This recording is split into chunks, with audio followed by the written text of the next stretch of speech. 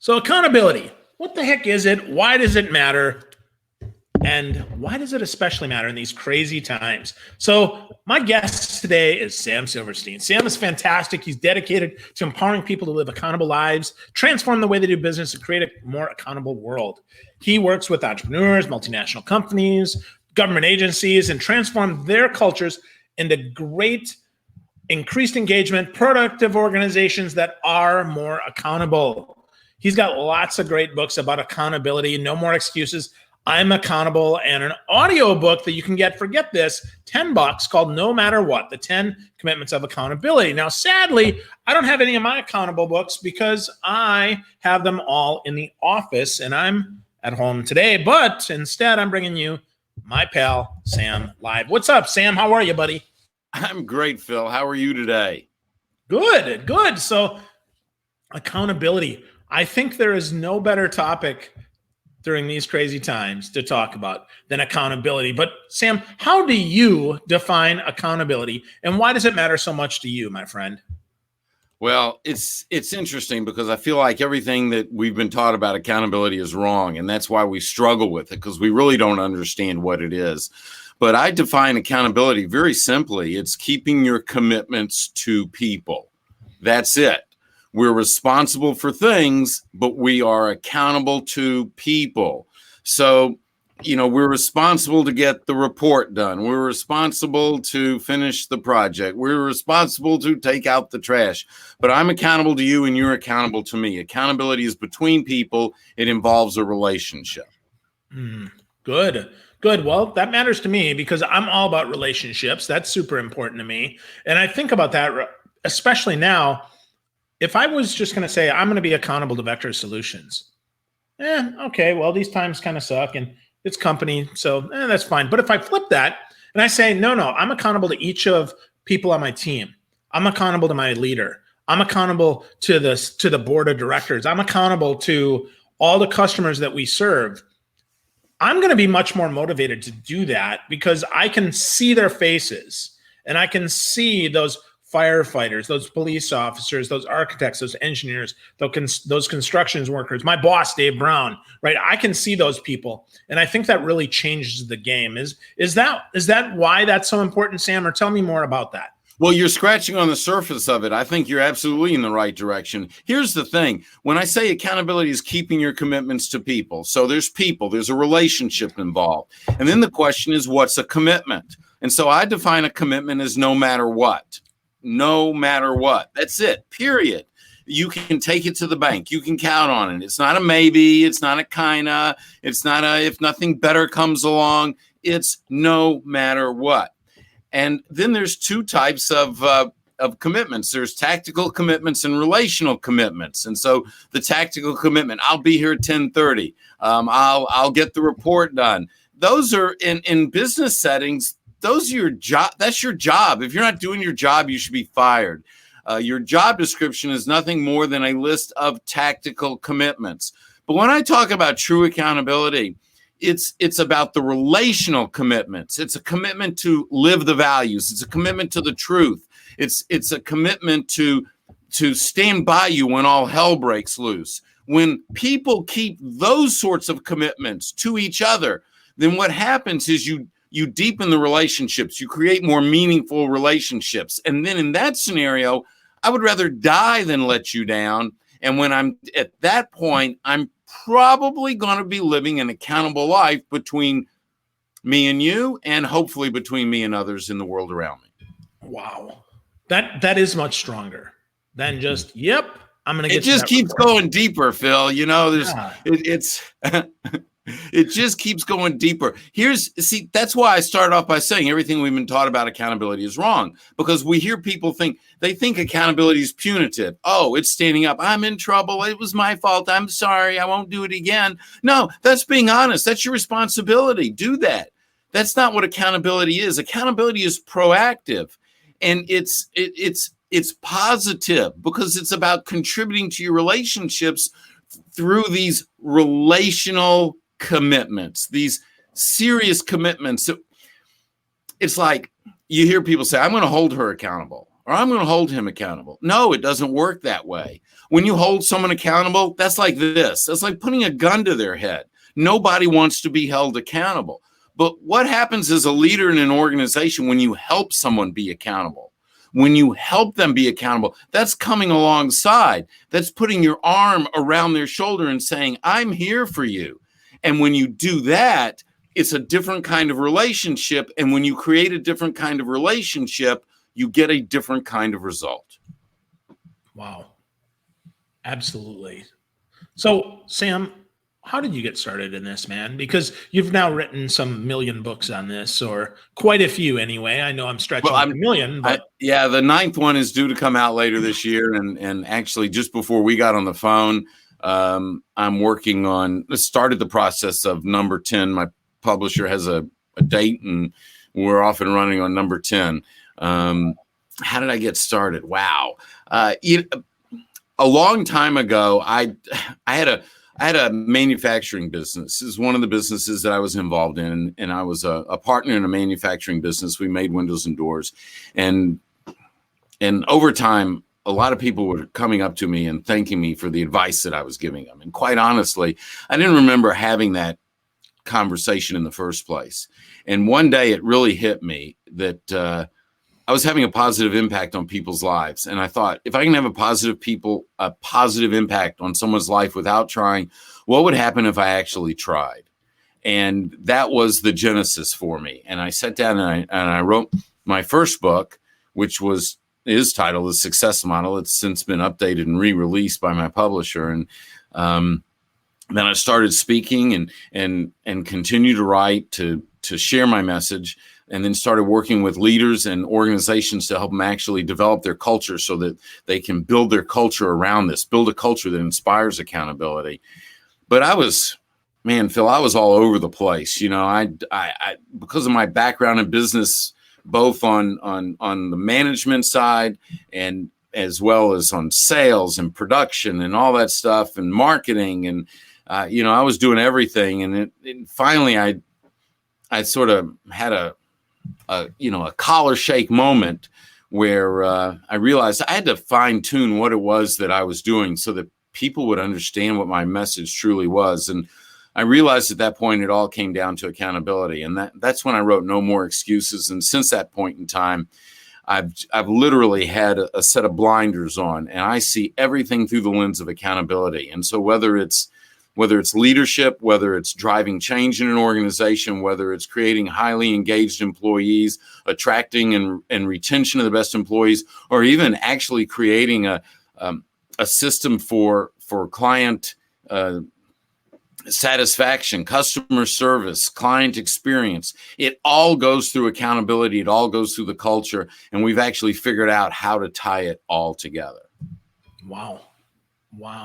So how does that work in sales, Sam? Because a lot of my folks are sales professionals, right? And they say, well, I'm accountable to my number, right? I've got a quota. My quota this year is $1 million. And so I'm accountable to that. But there's more than that, because you talked about, that's nice. Well, they're not accountable to that. They're responsible for that. Okay.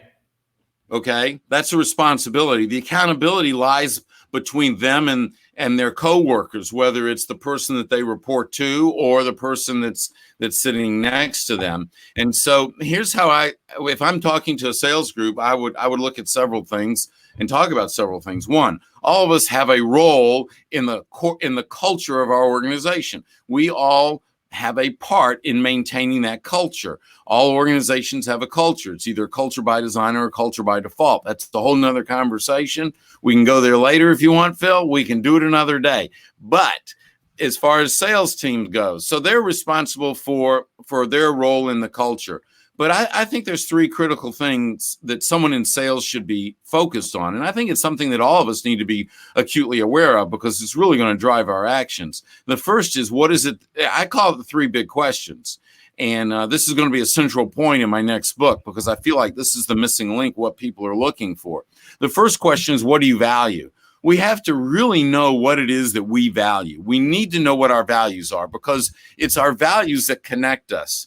You and I aren't connected, Phil, because we love to speak, that we love to impact people's businesses, that we love to, that it's not what we do that connects us. You and I are connected through our values. It's a much deeper, more meaningful connection. People believe different things, but even if we believe something different, we can be connected through our values. So it's critical to know what those values are in an organization. There's a set of organizational values. We must be living those values in tough times like we're facing right now. It's the organizations that have clear values that are understood and that every decision is connected to, that are going to thrive, that are going to stay in existence in tough times, but not only that, position themselves to accelerate coming out of tough times.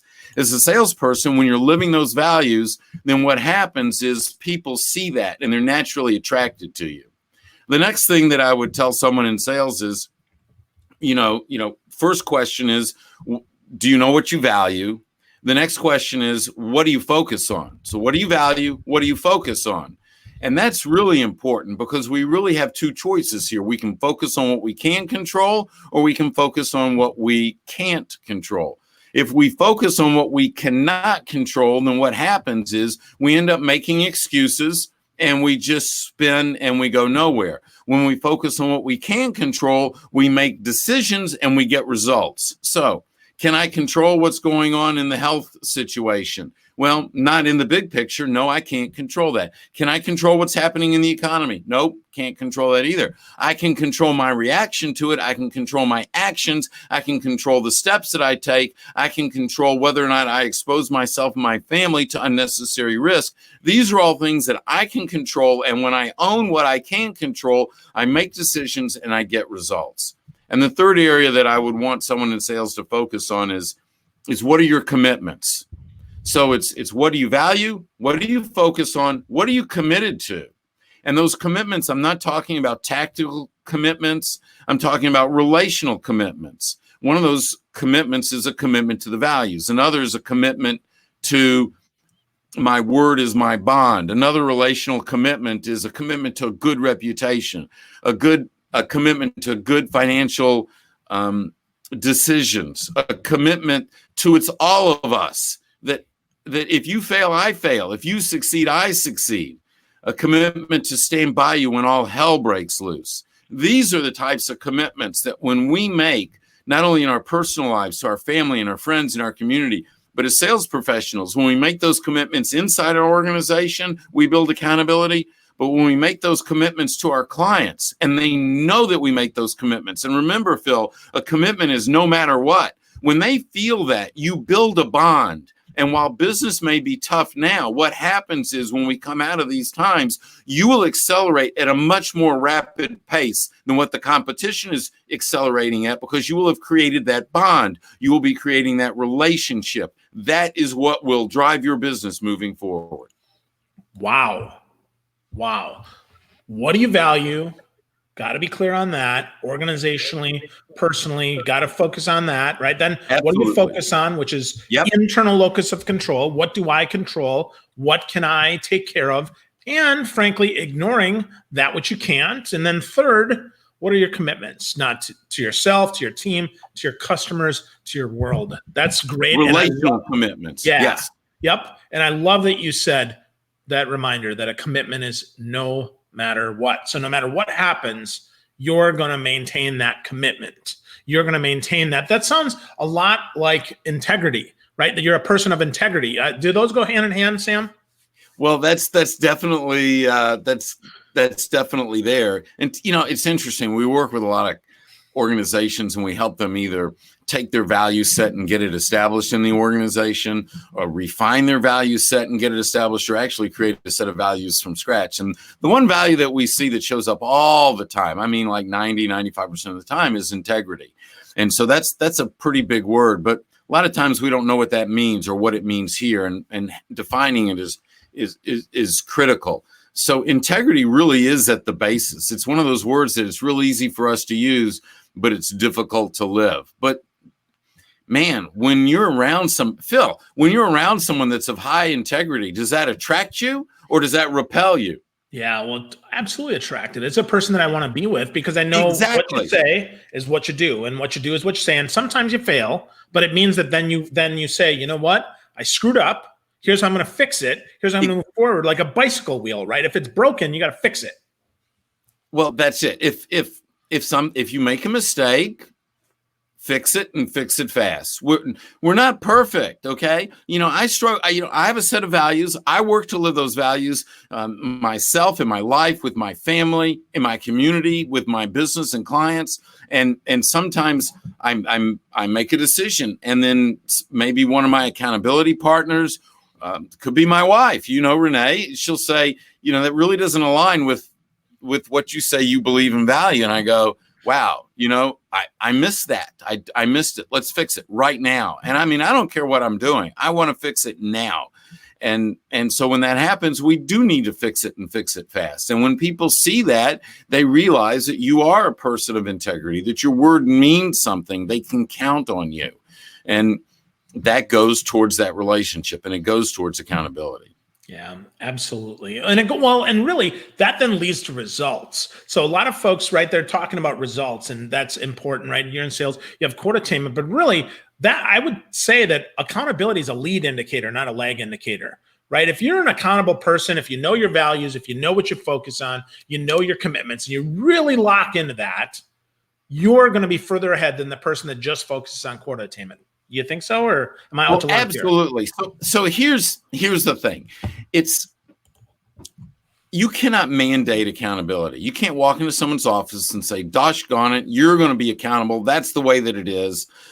Get your stuff done." Well, first of all, you're attaching accountability, which is a relational issue, to a tactical situation. So right away, we've got that wrong. It doesn't work that way. Accountability is inspired. It has to flow from the leader first. Accountability is given first. You inspire it in the people around you, and then they're going to want to be accountable.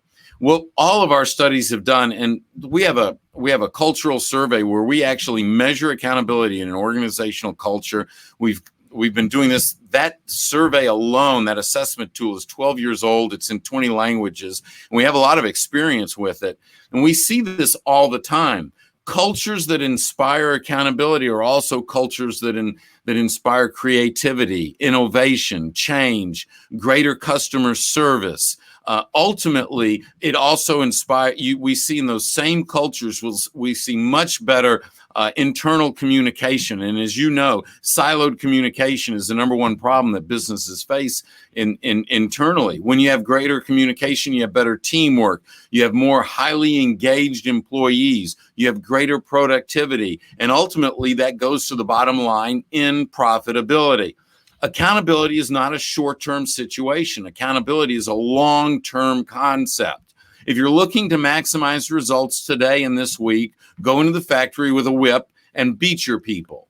That's how you'll get the quickest results, and burn them out. They'll all quit and you're done. But if you build accountable relationships, if you do what it takes as a leader to build accountability from you, from us first as leaders to the people, we're making long-term decisions. We're taking long-term actions. We're building long-term relationships. And I see this over and over and over again. These organizations way outstrip the competition on the bottom line. Now, you do not have to be highly accountable to make a profit. You can build a successful business and you can be kind of mediocre. But the reality is, if you want to set the curve, then what happens is accountability is the only thing that's going to get you there. It is the only thing that'll differentiate you from your competition, because products and services today are pretty abundant. Let me give you an example.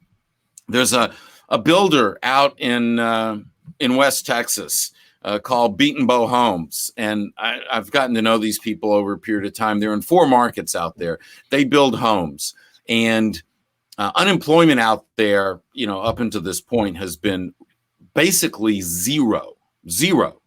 And so finding someone to come work for them, you would think is very difficult. Yet when they run an ad for an open position, they get between 40 and 100 applicants. 40 and 100. And it's totally amazing.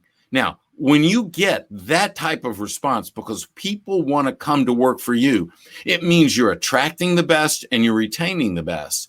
And if your organization has the best people, the best carpenters, best in construction, best in planning, best in purchasing, best in marketing, best in sales, you are going to win. You're going to have the best organization. And the reason they attract all these people is because accountability is incredibly high in this organization. It flows from leadership to the people. And because of that, it flows from the people back to leadership. Wow. Well, that's an organization that a lot of people want to work for, especially in these challenging times, right? We see that people want more accountability, that relational accountability that you talk about, being accountable to those that we serve and those that we're with. But Sam, if we're going to get started personally being accountable, where do we start? What's the best place to start? And which one of your books should we get first so that we can get started along this path? I guess all of them is not an appropriate answer, is Probably not, no. Okay. I think one of the best places to start is with my most recent, I Am Accountable, because what it does is it really does look at accountability starting from the individual basis, builds it up from individual, then it looks at it organizationally, and then it looks at it in the community in the broader sense, building a more accountable world, because that's what my mission is to build a more accountable world. And so I would start with that and getting a greater understanding of what accountability really is, and then also gaining understanding about what your values are, because I step you through that in there individually and organizationally. Without a full understanding of what your values are and the power that lies in your values so you can make all your decisions based on your values, it's going to be difficult to build an accountable foundation. So that book's going to step you through that, both individually and organizationally. Fantastic. Get a copy of I Am Accountable. If you want to know more about Sam, check him out at samsilverstein.com. You can see that there, and you can learn from Sam. He is definitely an accountable guy. He's a great friend, and I'm glad that he was able to share some stuff with us, Sam. Anywhere that you'd want people to go if they want to have a deeper conversation besides your website, you got a favorite social media network or a place where they can go? I love to get connected on most social media. I mean, you can reach out to me on Instagram for sure. LinkedIn is where, I'm there a lot, and it's under Sam Silverstein. And I've got hundreds of videos on YouTube under Sam Silverstein, which those YouTubes you can enjoy individually for yourself. But if you want to use them as conversation starters in an organization, please do that. And send me messages, communicate with me any way that I can be of service, especially in times like this. I'd love to be able to provide ideas that'll make a difference for you and help you maintain both individually and organizationally what you're trying to achieve for yourself. Awesome. Sam, thanks so much for spending some time with us today about being accountable. You are the master, my friend. I am grateful for you. I'm grateful that you taught us today about accountability. Such important stuff here. My friend, Sam Silverstein, the man, the myth, the legend about accountability. Thanks, brother. Thank you. Appreciate you. Well, thank you. I do value you, and I value what you provide to everyone out there. It's really critical. Thank you. It's my pleasure.